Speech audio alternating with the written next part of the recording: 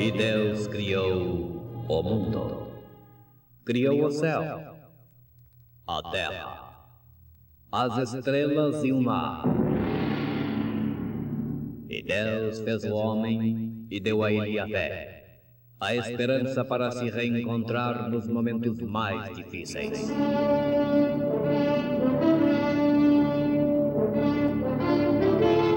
E num esforço supremo para levar Deus até você, aqui está o pregador da fé. Pastor Joaquim Gonçalves nos traz fé para vencer.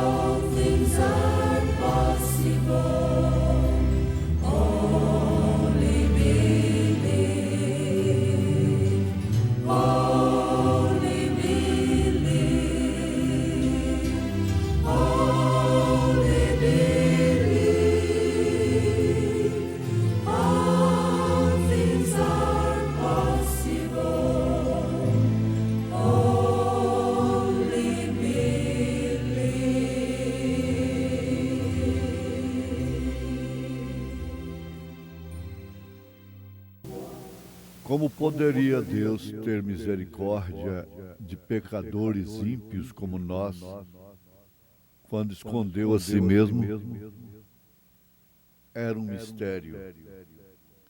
Portanto, se há algum conforto em Cristo, se há alguma consolação de amor, se há alguma comunhão no Espírito, se há alguns entranháveis afetos e compaixões, completai o meu gozo para que sintais o mesmo, tendo o mesmo amor, o mesmo ânimo, sentindo uma mesma coisa. Sião, cidade tão linda. Irmãs Eleide e Jane, cantando em momentos no tabernáculo da fé.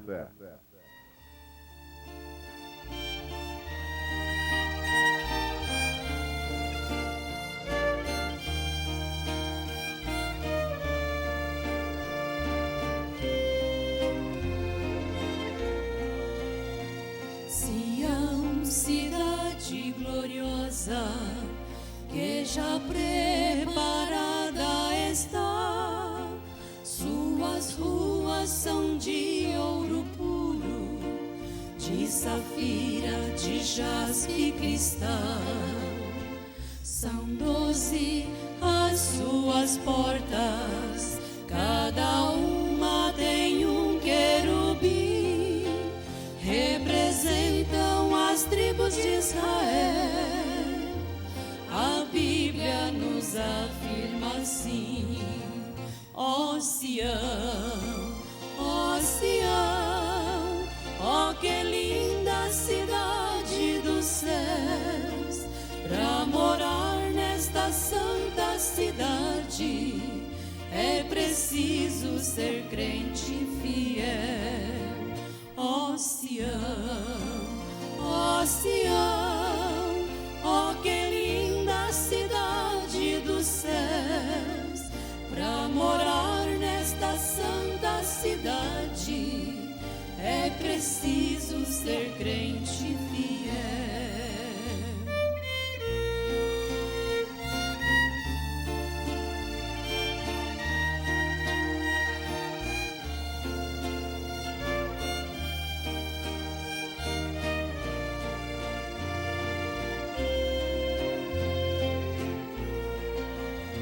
Sião, cidade tão santa, o pecado não pode entrar, porque o Cordeiro é santo, santo, santo é Jeová.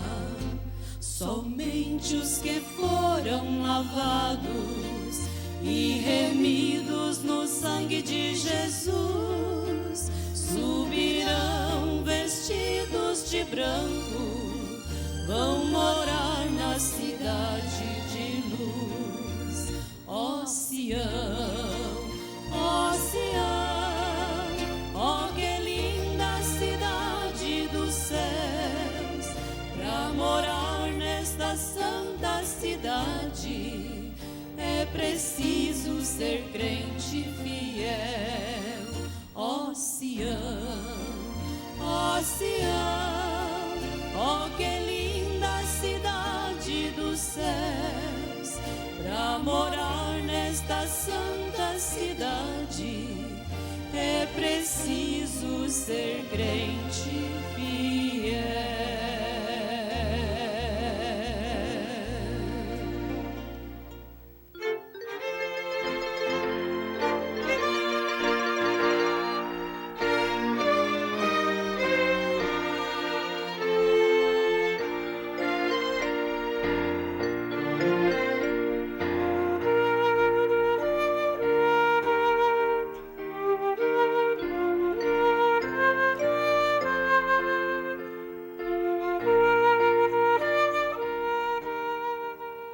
Como poderia Deus ter misericórdia de pecadores ímpios como nós, quando escondeu a si mesmo? Era um mistério. Ouvintes, compreendendo que, pelo propósito divino, há duas classes de sementes, somente duas classes de sementes, tratando do lado humano religioso, do espírito, e por que não dizer da alma? Duas sementes, uma do joio e outra do trigo. O próprio Senhor Jesus responde que quem semeou o joio foi o diabo. Quem semeou o trigo foi o Senhor. Então aí você encontra a semente dos filhos de Deus e a semente da serpente. Nós sabemos perfeitamente que a serpente instituiu advogados aos milhares, aos montões, através da teologia, para defender esse princípio, esse desmascaramento que o profeta de Deus traz a ela. Ela foi desmascarada. A serpente foi desmascarada. Mas isso é um absurdo, a doutrina da semente da serpente, para os advogados da serpente. E para ser advogado da serpente, existe uma condição em primeiro plano, é ser filho da serpente. Filho do maligno. Para o mundo estar no maligno, como disse São João, era necessário que houvesse isso, esse fato. E foi permitido por Deus a queda de Lúcifer. E sabemos perfeitamente que foi pela soberania de Deus para que manifestasse assim os seus atributos. Você há de convir que um filho de Deus não tem dificuldade de encontrar a Jesus Cristo como seu Salvador, como autor e consumador da sua fé, da sua salvação. Sabendo em tempo, deixando bem claro, que a semente da serpente não quer dizer propriamente o bandido que mata a mulher oficialmente perdida. A semente da serpente é, por excelência, religiosa. E ela é assassina. Ela se julgou no direito de matar milhões e milhões. Depois pede desculpas para o mundo. É muito fácil, né?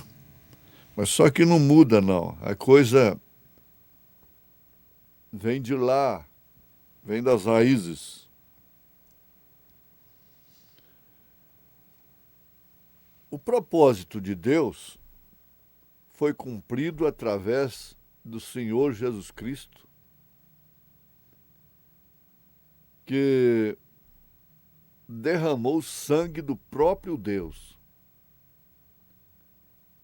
Em Atos dos Apóstolos, capítulo 20, verso 28, está escrito: Deus comprou a sua igreja com seu próprio sangue. E Jesus só poderia ser Emanuel se realmente tivesse o sangue. Tivesse não, se o seu sangue fosse de Deus como é de Deus. Agora, o profeta de Deus, na mensagem O Desvelar de Deus, faz essa pergunta: como poderia Deus ter misericórdia de pecadores ímpios como nós, quando escondeu a si mesmo? Era um mistério. Mas esse mistério não fica escondido. Não ficaria, não fica e não ficará. Escondido aos filhos de Deus. Porquanto agora ele está às vistas. Ou seja, em visão completa. Isto é revelado através de sua palavra. Por isso que a Bíblia interpretada é perdição. Assim afirma São Pedro. Para a sua própria perdição eles fazem isso. Porque Deus é seu próprio intérprete. E a Bíblia Sagrada é Deus em forma de letra. Agora, essa letra só é Deus quando vivificada pelo Espírito Santo. E isso não acontece com todos, não é para todos, não é para quem quer, não é para quem corre. Sempre foi a palavra, constantemente. Deus sempre trabalhou através da palavra, começando pela criação. Haja, sendo ele o Verbo, a palavra, o Logos, e o Verbo se fez Deus, se fez carne, e habitou entre nós, a palavra encarnada. E essa palavra abriu aquilo que era um véu que estava separando o Santíssimo do Santo Lugar. Foi rasgado de alto a baixo quando essa palavra expirou lá no Calvário. Grande mistério. Se aquelas pessoas tivessem conhecido a palavra de Deus naquele dia, quando Jesus morreu, eles teriam visto esse lugar de misericórdia, eles teriam visto quem ele era. Jesus fez uma pergunta aos seus uma vez. Quem dizem? Que diz a gente por aí a respeito do Filho do Homem, a respeito de mim? Uns dizem que é Jeremias, que ressuscitou, um dos profetas que ressuscitou, e coisa boa, né? Muitos dizem coisa boa, como falam, muitos falam coisa boa do profeta desta era. Mas Jesus voltou para eles e disse: e vocês? Pedro saiu na frente e disse: tu és o Cristo, o Filho de Deus vivo. Essa declaração hoje é comum, é normal, não faz diferença, não forma impacto nenhum. Mas, na verdade, isso falado, visto no Espírito, é diferente. É como foi naquele dia, quando Pedro abriu a sua boca. Aquilo foi por revelação do Pai. Tanto que Jesus disse: não tu revelou a carne nem o sangue, mas meu Pai, que está nos céus. O sumo sacerdote, o grande teólogo, tinha tudo para ironizar. Veja só, quem está dizendo que ele é o Cristo, o Filho de Deus? Quem? De onde ele veio? O que ele é? Qual a escola de pensamento ele cursou para falar uma coisa destas? Ele deve ter ironizado. Quem foi que declarou que Jesus era o Filho de Deus ali? O Cristo, Filho de Deus. Por certo, não podia ser quem deveria ser. Declarar para o mundo de então, para as pessoas, para as almas: olha, aqui está o Cristo. Quem foi que levou o dedo indicador e disse: eis o Cordeiro de Deus que tira o pecado do mundo? Quem foi? Ah, um homem que vem ali do deserto, uma cana agitada pelo vento, uma pele mal cheirosa, chamando o povo de víbora, de serpente, falando de machado, falando só de coisas grosseiras. É quem aponta o Galileu, o Nazareno, como Cordeiro de Deus que tira o pecado do mundo. Meus ouvintes, dizer que Jesus Cristo é o Cordeiro de Deus que tira o pecado do mundo agora é bonito, é louvável, é aceitável. Mas então, eu alcancei um tempo que dizer que era crente custava preço. Eu alcancei o tempo em que queimaram Bíblias. Ela mandou quebrar a Bíblia, queimar Bíblias. Hoje, você pode comparar tudo. Hoje tem praças da Bíblia.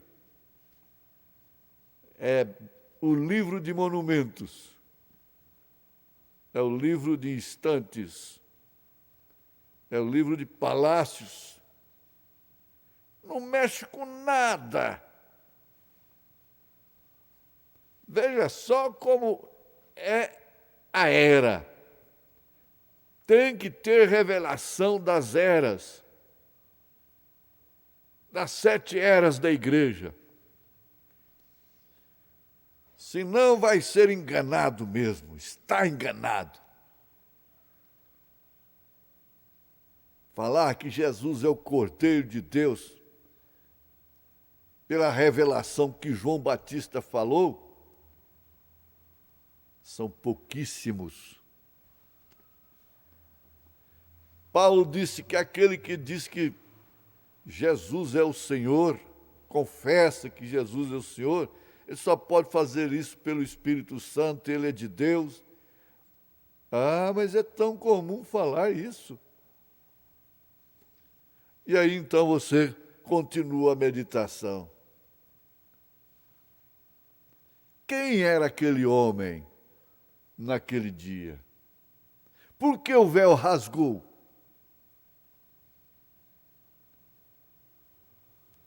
Aquele lugar que significava morte,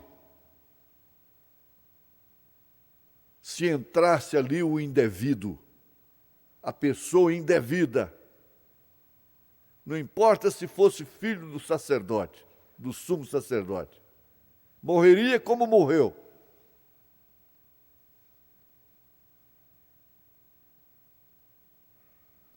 Moisés viu isso em uma forma, aquilo foi uma visão rápida, uma volta rápida, às costas de um homem que Moisés viu, uma costa sangrenta, diz o profeta. O mesmo homem, Moisés viu.